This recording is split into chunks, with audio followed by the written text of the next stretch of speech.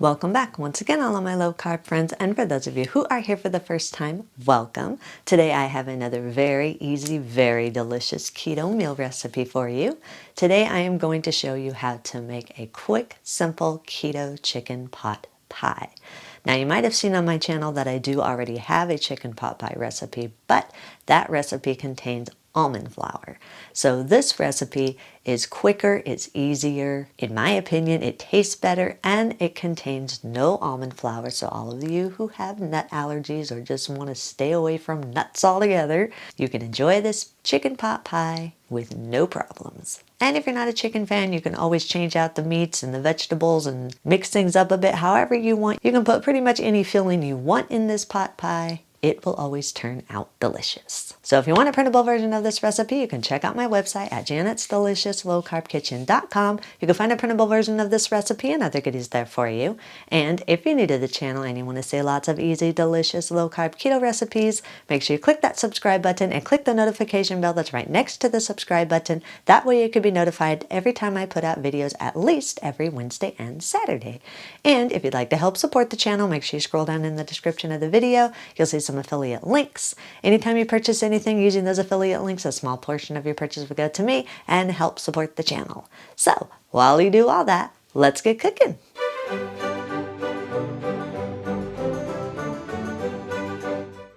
Preheat your oven to 350 degrees.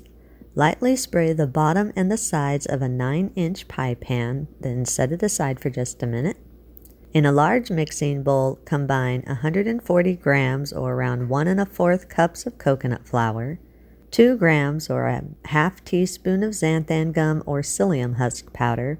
This is just going to hold your crust together better. That way, after it's baked and you go to cut a slice of your pot pie, it won't crumble on you. Add a half teaspoon of salt. And if you want to, you can add some dry seasonings or dried herbs of your choice to be able to give your crust a little bit more of a flavor. I'm adding a half teaspoon each of onion powder and garlic powder. That's up to you if you want to add anything to it. Sift everything all together until everything is fully combined and there are no lumps in the dry ingredients. Add 4 large room temperature eggs. Make sure they are room temperature so they stir in more smooth. Stir the eggs into the dry ingredients until everything is fully combined and all the dry ingredients are moist. And 1 cup of butter that's been melted and cooled. Make sure it is cooled. You do not want to add hot butter. Stir everything together until everything is fully combined and you have a smooth, moist dough. Scrape down the sides of the bowl and push the dough to the center of the bowl. Then form the dough into a smooth ball. Massage the dough ball in your hands just for about 20-30 seconds. You're just wanting to make sure that you have the right texture of dough. Your dough should be smooth and should be holding together well. If it seems like it's not holding its shape and seems dry, then just add small amounts of room temperature milk of your choice or water until the texture is smooth and the dough is holding its own shape. Divide the dough into 2 equal portions and set 1 portion aside. Then take the second portion and place it into the center of your prepared pie pan. Press the dough evenly throughout the bottom and up the sides of the pie pan. Try to get it as even as you can. Once the dough is pressed evenly, place the crust into your preheated oven and pre-bake for just about 5 minutes. You're not trying to bake the crust all the way through yet. You're just wanting to bake it just a little bit to firm it up a little bit so that when you go to add your filling, the bottom of your crust doesn't get all soggy. It'll be nice and firm. That way when you go to cut it and take it out of your pie pan, it'll come together in one piece. After you've baked the crust for 5 minutes, remove it from the oven and set it aside while you make the filling. Before you start making the filling, increase the temperature on your oven to 375 degrees. Place 2 tablespoons of butter in a large saucepan over medium-high heat. Stir the butter frequently until it is fully melted. Once the butter is melted, add 231 grams or around 1 cup of chicken broth or the broth of your choice. Add 1 tablespoon of the dry seasonings or dried herbs of your choice. I'm using a half teaspoon each of onion powder, garlic powder, dry oregano, dry basil, celery seed, and dry sage. You can use any combination of seasonings you want.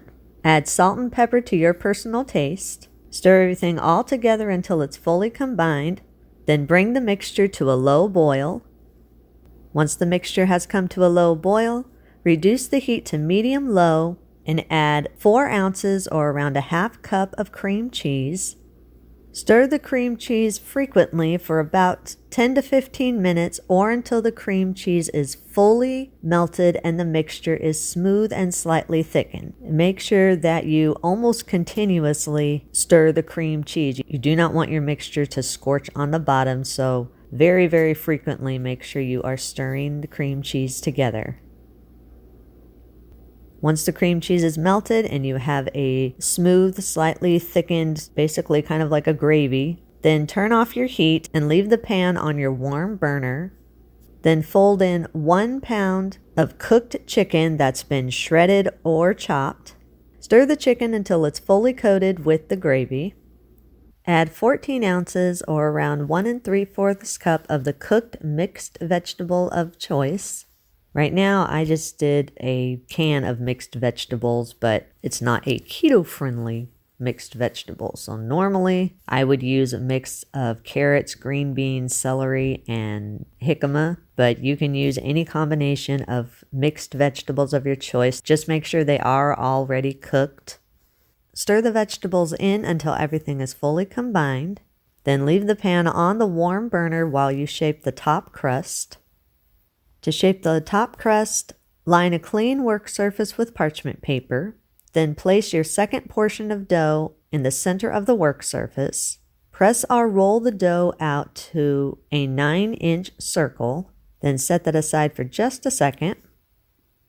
Go back to your pan that has the filling in it. Very carefully pour the filling into your pie pan with the pre-baked crust. Make sure you're careful, this is going to be warm still. Then use a spatula or a mixing spoon and evenly spread the mixture throughout the crust. Make sure you get it as even as possible. Make sure you don't overflow your crust. Just spread it out evenly to where it comes right to the top of the pan. Do not allow it to go over the sides. I actually ended up having a little bit left over of the filling.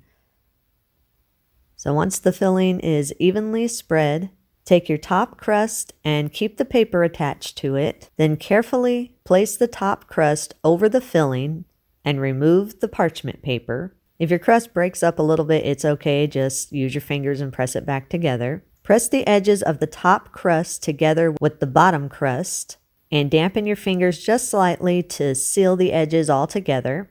Make sure while you're sealing the top crust that the top crust stays smooth and no cracks. If there are any cracks, just dampen your fingers a little bit and rub out the cracks. Once your top dough is all pressed together, then use a fork and poke just a few small holes in the top of the crust. This is just going to help vent any steam and prevent your top crust from cracking.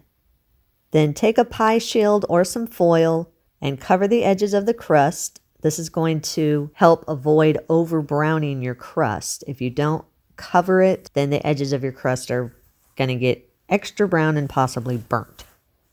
Place the pie into your preheated oven and bake at 375 degrees for 30 to 40 minutes or until the crust is golden on top. Once the pot pie is done baking, remove it from the oven, then allow it to cool in the pan for at least 10 to 15 minutes before serving it. This just helps your crust firm up and all the flavors to set in really well. After 10 to 15 minutes, cut your desired size piece and place it on the serving plate of your choice. You serve this warm. If you do have any leftovers, allow it to cool completely, then cover the pie with some plastic wrap or in an airtight container and place it in the refrigerator for up to 3 days. You can also cut this into your desired serving size pieces and place them in airtight containers and freeze these for up to 3 months. Eat and enjoy. And that's our recipe of the day. I hope you enjoyed it. If you did and you want to see more videos like this, make sure you click that thumbs up like button, click that subscribe button, leave me a comment if you want to. Let me know if there's any recipes that you'd like to learn how to make, and I'll do what I can to get those out there for you. And as always, keep cooking.